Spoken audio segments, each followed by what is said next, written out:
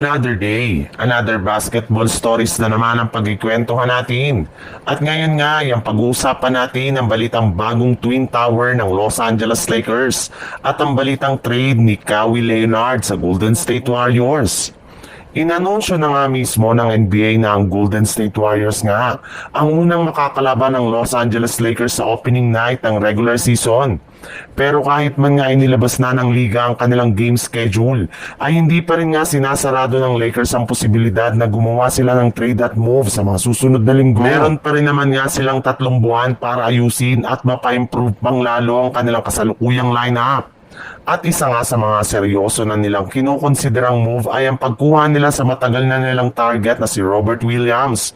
Naniniwala nga daw po ang mismong front office ng Lakers, lalo na si Rob Pelinka, na kapag nakuha nila ng tuluyan si Williams, ay eto na nga ang napapasulido pang lalo ang kanilang lineup at magsisigurado ng makukuha nila ang kampyonato next season.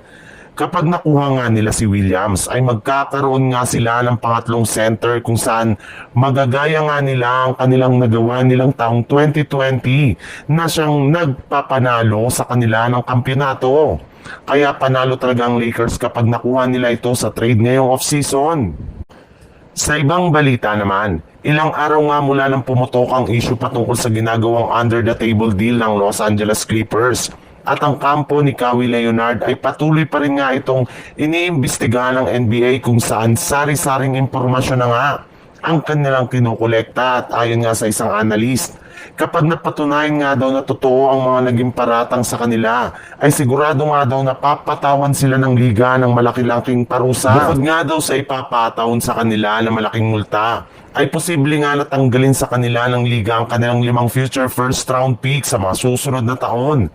Pagdating naman kay Kawhi Leonard, posible nga daw na suspendin ito ng ilang game dahil sa hindi niya pagsunod sa rule ng NBA. Maaari nga daw umabot sa 40 to 50 games ang kanyang suspension.